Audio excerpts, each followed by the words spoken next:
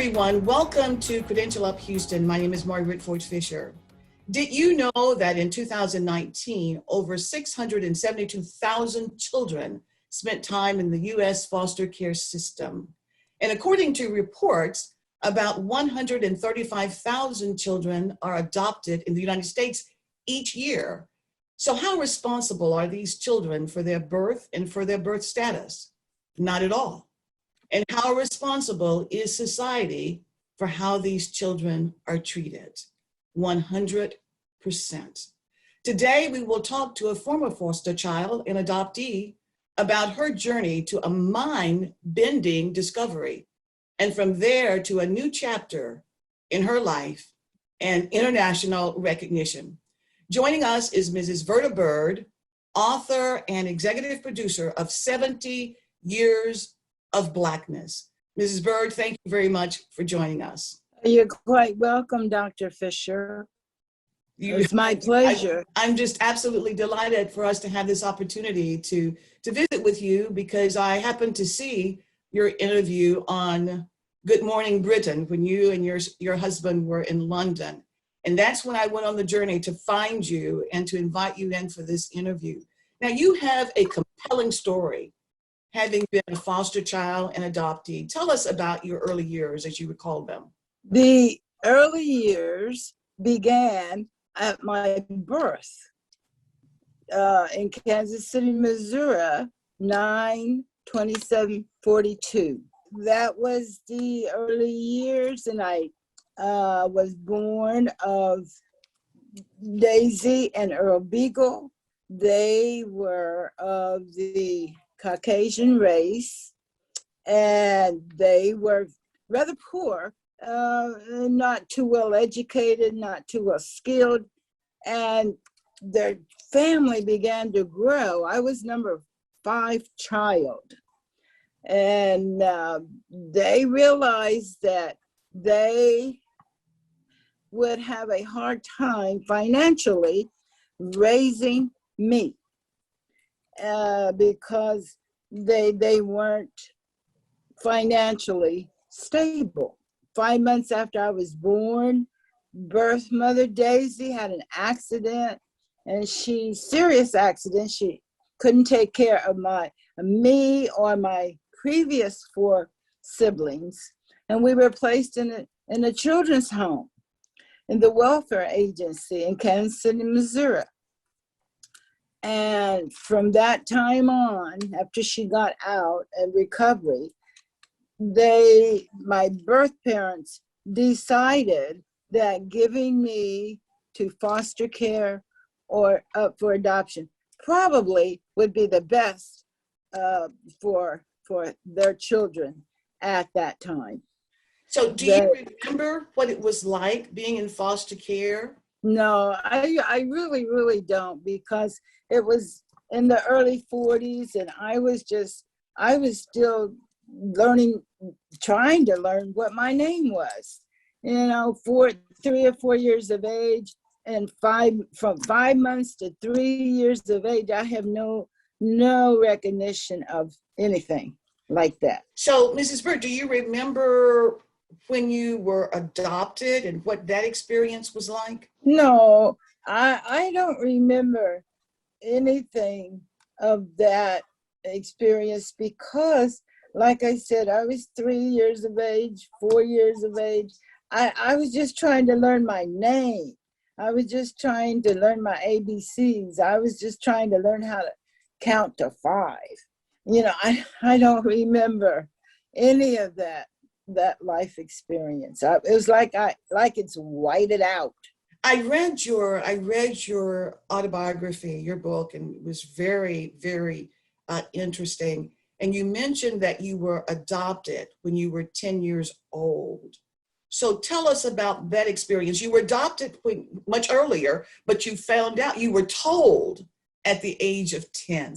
So tell us about that. What was that experience like to hear that from your adoptive parents? When my adopted mother told me that I was adopted, it didn't even register in my mind as to what the word adoption meant.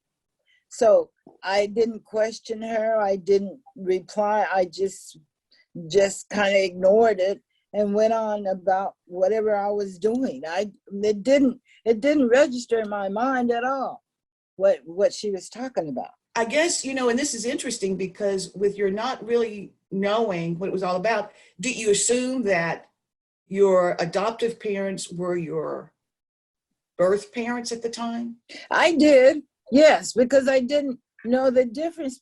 I didn't even know that I had biological parents. Sure. I didn't know I had another mama and daddy. Sure. So when I got ready to start kindergarten with my new mama and daddy, I had to have a physical to start kindergarten. And the doctor wrote that I was a smart little girl, that I could count, I knew my name, and I could answer questions intelligently. So that was all I read, and that was all I could accept. That's all I knew, and at the time, and I never questioned anything else. Your mom and daddy is your mom and daddy, and Right. That's it. I didn't question anything else. We all remember the doll experiment. That was back in the 1940s by, Dr. Kenneth and Mamie Clark. And they were studying the effects of segregation on Black children. And the majority of children in the study selected the white doll and assigned positive characteristics to the white doll.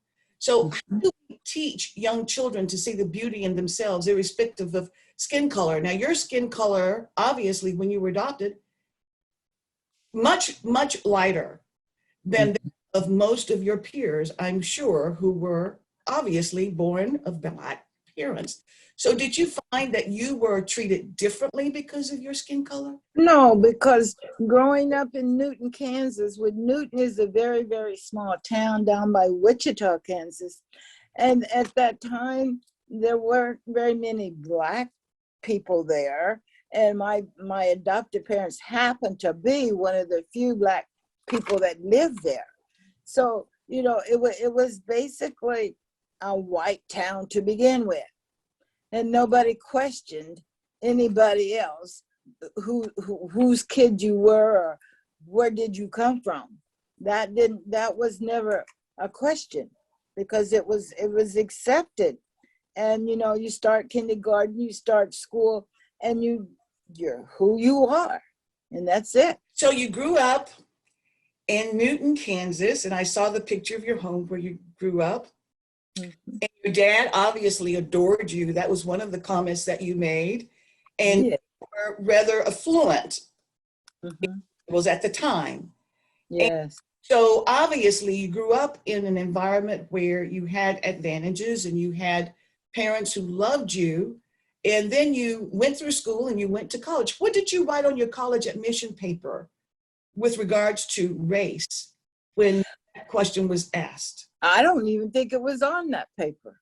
It wasn't on it. You didn't have to check a box at the time? I don't believe so. If there was, I don't remember. But if I did check it, it was probably checked Black. Sure, because you had Black adopted parents. So when you grew up and went to college, tell us about those years. And obviously you had a very positive self-esteem because you had been told early on that you were smart, little girl. Right. So it wasn't that Newton was segregated in the first place, because I went to a white school. There's only one high school in Newton anyway, and I went to a little Black church. So it really didn't faze me as to there being segregation in Newton to begin with. So you did not experience any differences in terms of treatment from your teachers and your peers at all? So you went to the Black church then. What was the experience there at the Black church with the persons that you came into contact with there? Were you treated differently at all? No, because we had a little Black church in Newton, and the most of the few Black people that lived there did go to that church, so it was no different. And I was 5 and 6, 7, 8, 10 years of age, and it still did not register in my mind there was any difference in the races. That is so fascinating. So that's a very healthy attitude to take. Do you think that the experience or your view would have been different if you had not been adopted by parents who were accepting of all races? It's very hard to say, because being adopted and living in one culture, and you didn't really know you were born in another culture. So I don't know. It would have been very hard for me to compare. Do I like this or don't I like this? It would have been, it's almost, I can't really say whether I would have gone to Jack in the Box instead of the neighborhood steakhouse. I really don't know. I fully understand what you're saying, and that obviously is what I was expecting you to say, in fact. So, Mrs. Byrd, we're going to take a break. Yes. And in return, we will discuss the mind-bending discovery at age 70. So please stay with us.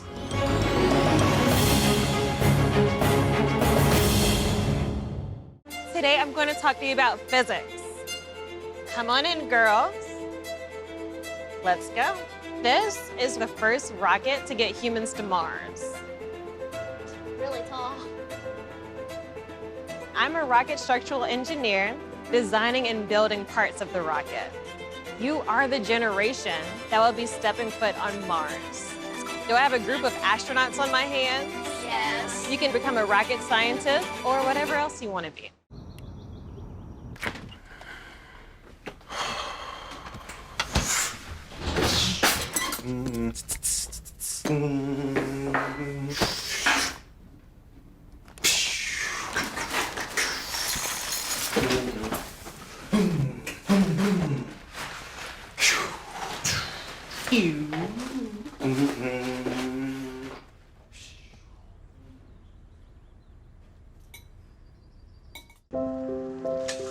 I want to eat apples and bananas. I need to eat apples and bananas. Why can't I eat apples and bananas? Support the Feeding America nationwide network of food banks to help provide meals to those in need. Join us at feedingamerica.org. Being prepared is a part of who you are, but it's especially important in the case of a disaster.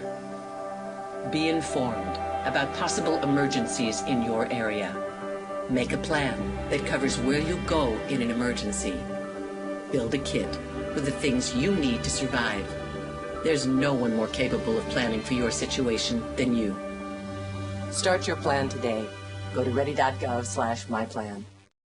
Welcome to HTC. Let me teach you. Let me help you get college credits. Let me train you for a new career. Let me change your life. Come learn with us. HCC, for everyone, anytime, anyway.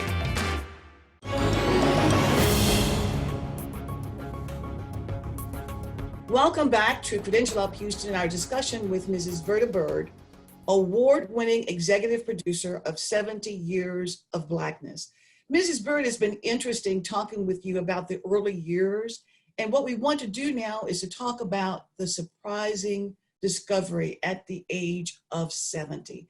Tell us about that, please, and how you made this incredible discovery about your biological parents. My adopted parents had died about 35 years ago.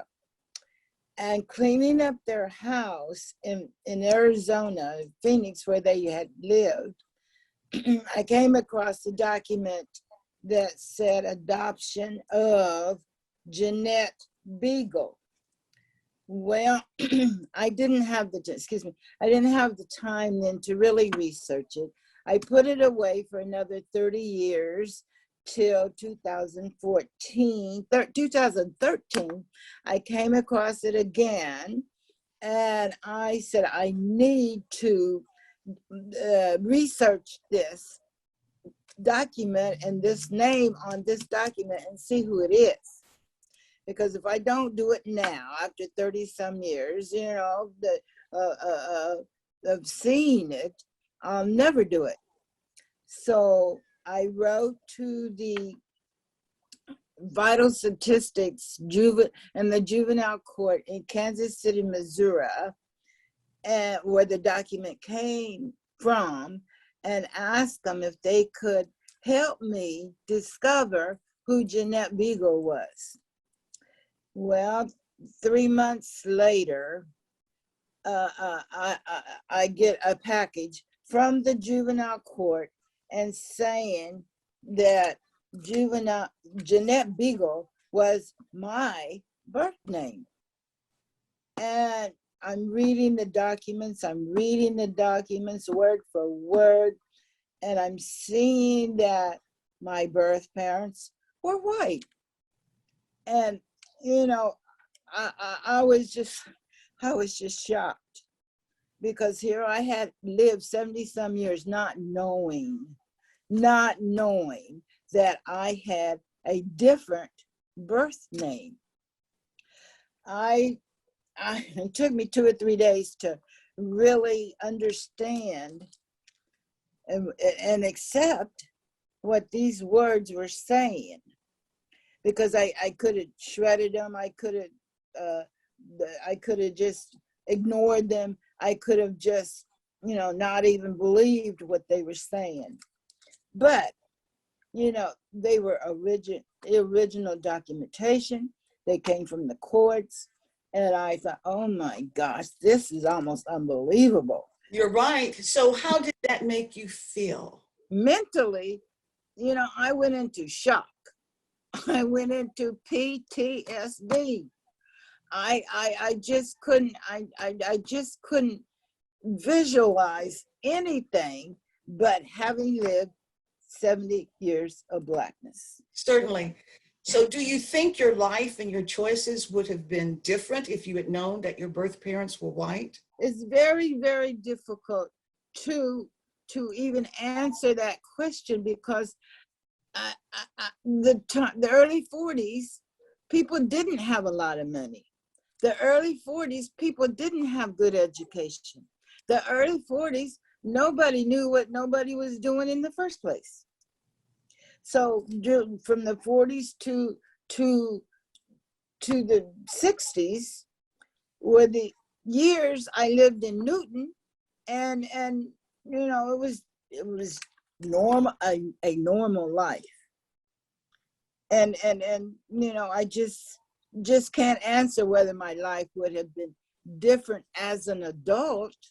I don't know what the choices I would have made then. Do you think that when you were told early on that you were adopted, that you would have appreciated knowing also that your birth parents, your biological parents, were white, and that adoption had been explained to you so that you would know exactly what that meant at that age of 10? It might have been helpful, but at the age of 10, I don't know how developed my mind was. I don't know how my acceptance of them really telling me what it meant. I don't know whether I would have really understood it at that age in the first place. I understand. So do you feel sometimes as though there is an identity crisis that you might be experiencing? And if that's the case, what would be your message to others who may be encountering similar crises, with perhaps some might have self-esteem issues, which you do not. Some have identity crisis, which you don't seem to have. But what are your thoughts about that? Nowadays, we have bullying. People bully kids. People bully parents. People bully the others and they don't really, the others don't really know what they're talking about, and the bullies don't really understand what they're saying or doing in the first place. So understanding, I feel if children have foster parents or adopted parents, regardless of what age they adopt the child, they should every year remind them of why I love you so much. Why I adopted you is because I do love you. Not because what your mama did, not because of what culture you came from, not because of what country you came from. I love you as a child, and I will teach you and guide you the best of my ability. Now, when the child gets older and as the years go by, they might have to be reminded what they were told. I love you. I love you then and I love you now. So the child, I believe, should know and be able to remember sooner or later what they have been told about why I'm with you. That's beautiful.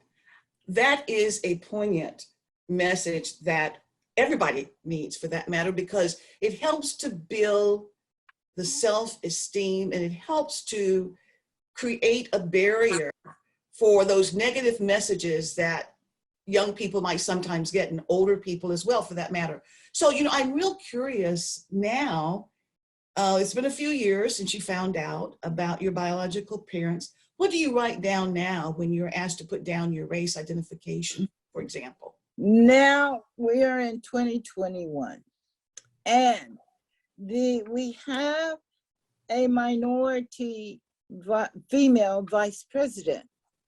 The question, not only that I'm asked, I'm sure the question that she is also asked, what race are you? Yes. What box do I check now? Am I white? Am I black? Am I Asian? Am I Puerto Rican? We have to answer that question ourselves. But to me, I am still Verda, and I can check other or H for human. Very good. I don't have to put black, B for black or W for white, because I'm both. I have 2 birth certificates. One birth certificate says my birth mother and my birth father are W for white. When I was adopted, my name was changed to Verda, and they made up a new birth certificate for my new adopted parents. And that race for my mother is N for Negro, as it was back then. And the race for my adopted daddy was N for Negro. So whatever people want me to be, I can be. I love that. Love it, because that embraces all of your humanity. Yes. People will make statements anyway, but it's really your self-esteem and how grounded you are that really makes a difference. So after you found out, you wanted to share your story with others, and as a result of that, you have many, many successes, and that is why you have appeared on so many television programs where you've been interviewed. And I mentioned Great Britain earlier. Your husband and your husband were flown there, and you were treated royally, and you were interviewed there, and then on multiple stations here, and with Reverend T.D. Jakes as well at his church. And so I was very impressed with all of that. But they're looking at your book, 70 Years of Blackness, and your story. So tell us about this new chapter now that you are in your life story with your award-winning documentary. Tell us about that, the 70 Years of Blackness, Mrs. Byrd. The book was put out about 6 years ago, but people wanted to know, the basic public wanted to know more, and they wanted to have pictures, and they wanted to know this, they wanted to know everything. So I put the pictures in the book, 70 Years of Blackness, and then I decided, oh, this is not enough. I have to to make a documentary film.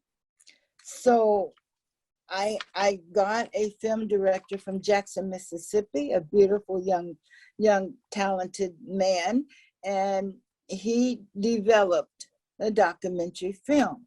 Okay, and as you can see behind me, the laurels and everything, I've gotten to the point now. I said, wait a minute, I have to check myself to make sure that I am focusing on the right thing. Love, yes, but I have to go back and think about diversity. Being white and black, the word diversity has to be examined in my lifestyle now, because diversity, I lived in Tokyo, Japan. I lived in Germany. I've been to Paris. And when you're there, you're really accepting other people and their culture and their races and their customs. You're really accepting them. And here in the United States, diversity is misunderstood, and we don't really know what we're talking about half the time. But I had to, in my own mind, I had to re-examine what diversity meant. When you're making reference to that diversity, that's very important. It's that inclusion that you had referenced in conversation as well that is so critically important. And so as we are about to wind down our interview, and I really regret that time has gone by so fast, I'd like for you to talk a little bit further about the lessons learned and any contact information for any of our viewers who want to get in touch with you. If you could do that in about a minute, I would appreciate it, Mrs. Byrd. The information that anyone's information, for all information pertaining to 70 Years of Blackness documentary film, please contact Dr. Cassandra Tatum. Contact number 404-835-9798. Very good. I just want to say this. I'm a survivor of adoption, not a victim of racism. Ah, that is beautiful. That's a beautiful statement. So a survivor of adoption. Can you explain that briefly in about 10 seconds, please? There are many, many, many adoptees in this world, depending on in America, Chinese, whatever. We're transracial or biracial adoptees. It doesn't matter. But if you survive adoption, the good and the bad of adoption, you are a survivor. You are a survivor. Well, thank you so very, very much. Mrs. Byrd, really appreciate your joining us. It has been an honor and a privilege to meet you and to visit with you. My thanks also to your husband, Mr. Byrd, who took my call early one Monday morning as I sought to find you for this interview. You are an example of the quote taken from Fee Wood, who said, "We do not need to know the beginning of a child's story to change the ending." And that is what we are all able to do together, to change the ending. Thank you so very much. And I also want to thank our viewers for watching. This has been Credential Up Houston. We will see you again next time.